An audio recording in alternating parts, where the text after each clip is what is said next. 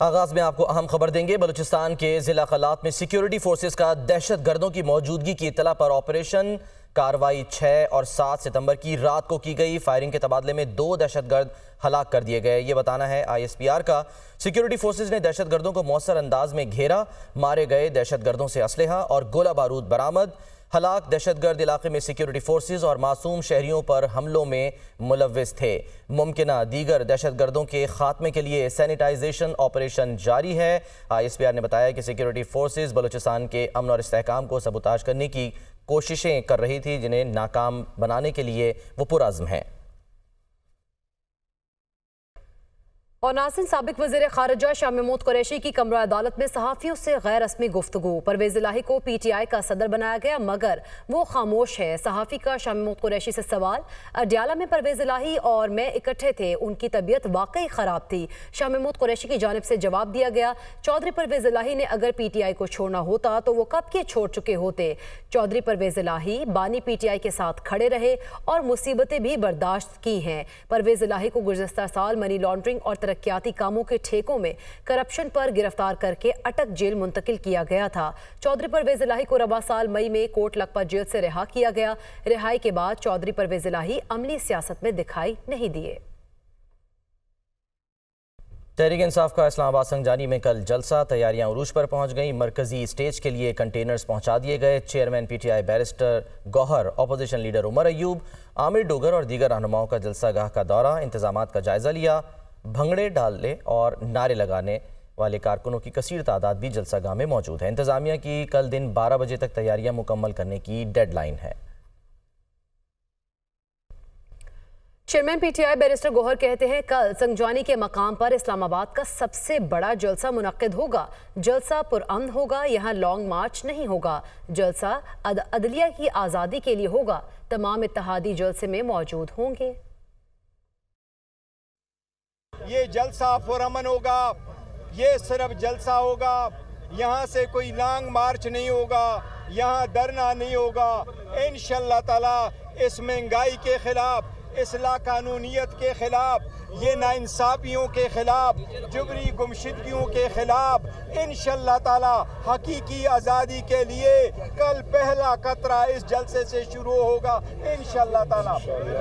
खान साहब आज आपकी आज़ादी की खातिर जेल में है। इंशाअल्लाह ताला उनके जेल में रहना आखिरकार रंग आएगा। और मुस्लिम लीग नून के रहनुमा तलाल चौधरी ने कहा है कि जलसा ज़रूर करें लेकिन इंतशार ना फैलाएं। इस्लामाबाद में कारोबारी ज़िंदगी बंद नहीं करने देंगे। ये लोग पाकिस्तान में अफरा तफरी फैलाना चाहते हैं। PTI रंगबाजी और शोबदाबाजी कर रही है। PTI वाले दिन रात रंग बरंगी बड़के मारते हैं। इनकी सियासत अडियाला के मुजरिम के गिर्द घूमती है। PTI में कई ग्रुप हैं, कई धड़े हैं और कई लोग ऐसे हैं जो इस पे कब्जा, अपनी चुदराहट कायम करना चाहते हैं। दिन रात रंग बिरंगी बोलियां बोलते हैं, बड़के मारते हैं और फिर झाग की तरह बैठ जाते हैं। जलसा जरूर करें लेकिन इंतशार नहीं। इस्लामाबाद का कारोबारी जिंदगी को बंद करने की कोशिश करते रहे, वो अब नहीं होगा। KPK का वजीर आला कहता है क्रेन भी लेकर आऊंगा, कंटेनर भी लेकर आऊंगा। भैया आप अपनी 6 महीने की कारकर्दगी लेकर आए, अवाम के सामने रखें कि इस 6 महीने में क्या डिलीवर किया है, KPK के अवाम को क्या दिया है। वो सड़कों का लूटा हुआ पैसा जो सड़कें नहीं बनी और आपकी जेब में गया है। आज भी पाकिस्तान की सबसे ज्यादा दहशतगर्दी KPK में होती है। चाहते सिर्फ हैं कि आपकी सियासत घूमती है अडियाला के उस मुजरम के गिर्द जो अपनी सजाओं की माफी चाहता है। नाज़रीन, सदर ने इस्लामाबाद में जल्द से जुलूसों को रेगुलेट करने से मुतालिक बिल पर दस्तखत कर दिए हैं। सदर आसिफ अली जरदारी के दस्तखत के बाद बिल कानून बन गया है, फौरी नाफिजुल अमल होगा। इस्लामाबाद में जल्द से जुलूस रेगुलेट करने से मुतालिक नए कानून का गजट नोटिफिकेशन जारी। कानून को पुरअमन इज्तिमा और अमन आमा का नाम दिया गया है। इसी पर बात करेंगे DC इस्लामाबाद इरफान नवाज मेमन साहब ने हमें ज्वाइन किया। बहुत शुक्रिया सर आपके वक्त का। सर कहिएगा, सदर मुमलिकत ने बिल पर दस्तखत तो कर दिए हैं, बिल पर अमल दरामद के लिए इंतजामिया की जानिब से अब क्या इकदाम किए जाएंगे? बहुत शुक्रिया जी आपका। जो परमिशन दी गई है जी वो अंडर 40 टर्म्स एंड कंडीशन दी गई है और उस मैनेजमेंट कमेटी को बिल्कुल वो बता दिया गया है, इन राइटिंग दे दिया गया है कि इन टर्म्स एंड कंडीशन पे आपको जलसे की परमिशन है। तो अगर इन टर्म्स एंड कंडीशन की वायलेशन होगी तो this jalsa will be considered as an unlawful assembly. और जब अनलॉफुल असेंबली होगी तो ये जो नया एक्ट आया है इसके सेक्शन 8 में बड़ा क्लियरली डिफाइंड है कि अनलॉफुल असेंबली की जो पनिशमेंट है वो अप टू 3 ईयर्स है, वो चाहे कोई बंदा उसमें पार्टिसिपेट कर रहा है या कोई मैनेजमेंट कमेटी है, उन दोनों के खिलाफ इस कानून के तहत एक्शन लिया जा सकता है।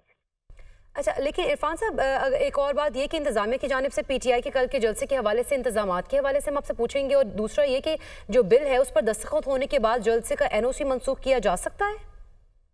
लेकिन ये जलसे का जो एनओसी दिया गया है उसमें क्लियर कट ये भी टर्म लिखी गई है कि at any point in time if the situation arises वो जलसे की परमिशन कैंसिल हो सकती है। तो एज वी स्पीक नाउ जलसे की परमिशन इंटैक्ट है, however with 40 terms and conditions, जिसमें बड़ा इंपॉर्टेंट रूट है, देन टाइम लिमिट है ड्यूरिंग दी जलसा। तो अगर इन टर्म्स एंड कंडीशंस जो 40 कंडीशंस है कोई भी टर्म एंड कंडीशन वायलेट होगी तो ये जलसा का जो जलसे की परमिशन है वो ऑटोमेटिकली सस्पेंड होगी, खत्म होगी, कैंसिल होगी और ये जलसे के जो शुरका है वो एक अनलॉफुल असेंबली का पार्ट हो जाएंगे। जब अनलॉफुल असेंबली होगी तो अगेन ये जो एक्ट नया आया है इसके सेक्शन 8 में बड़ा क्लियरली डिफाइंड है कि the what action against the member who is participating in an unlawful assembly, तो उसके खिलाफ जो एक्शन लिया जा सकता है अप टू 3 इयर्स पनिशमेंट है और फर्स्ट क्लास मजिस्ट्रेट उसको ट्राई भी करेगा। ठीक है, बहुत शुक्रिया इरफान नवाज मेमन साहब अपना कीमती वक्त दुनिया न्यूज़ को देने के लिए। बानी पीटीआई ने नैब तरामीम फैसले के बाद 190 मिलियन पाउंड केस में रिलीफ मांग लिया। बानी पीटीआई ने 190 मिलियन पाउंड रेफरेंस में बरियत की दरखास्त दायर कर दी। एहतसाब अदालत ने बानी पीटीआई की बरियत की दरखास्त पर फरीकैन को नोटिस जारी कर दिए। एहतसाब अदालत ने बानी पीटीआई की दरखास्त पर समाअत 10 सितंबर तक मुलतवी कर दी। एहतसाब अदालत इस्लामाबाद के जज नासिर जावेद राना ने समाअत की। बानी पीटीआई के पार्टी स्ट्रक्चर से मुतालिक अहम फैसले। सेक्रेटरी जनरल उमर अयूब का इस्तीफा मंजूर कर लिया। बानी पीटीआई ने सलमान अकरम राजा को सेक्रेटरी जनरल नामजद कर दिया। बानी पीटीआई ने पार्टी के पार्लिमानी उमूर और अमली सियासी उमूर को अलग कर दिया। बानी पीटीआई ने अमली सियासत की जिम्मेदारी सलमान अकरम राजा को तफवीज़ कर दी। अपोजिशन लीडर उमर अयूब और सेनेटर शिबली फराज पार्लिमानी टीम को लीड करेंगे। रऊफ हसन की सरबराही में थिंक टैंक तश्कील दिया जाएगा। रऊफ हसन हुकूमती कारकर्दगी पर वाइट पेपर का इजरा और इंतखाबी मामलात भी देखेंगे। उमर अयूब ने कहा, बतौर वर्कर पीटीआई और बानी चेयरमैन के साथ काम जारी रखूंगा। पाक बहरिया के जंगी जहाज़ों शमशीर और हैबत का दौरा यूएई, जंगी मश्क नस्रुल बहर में शिरकत। पाक बहरिया के जहाज़ों का यूएई बहरिया के अफसरान और पाकिस्तानी सिफारत खाने के हुक्काम ने इस्तकबाल किया। मिशन कमांडर की कमांडिंग ऑफिसर शमशीर और हैबत के साथ मेज़बान अस्करी क़यादत से मुलाकातों के दौरान बाहमी दिलचस्पी के पेशेवराना उमूर और दो तरफा बहरी ताउन पर तबादला ख्याल किया गया। बंदरगाह पर क़याम के दौरान मुत्तहिदा अरब अमारात के मुआविन वज़ीर सलामती और मैरीटाइम अफेयर्स मुसल्लह अफवाज की आला क़यादत, पाकिस्तानी सफ़ीर, पाकिस्तानी कम्यूनिटी और तालिबानी जहाज़ का दौरा किया।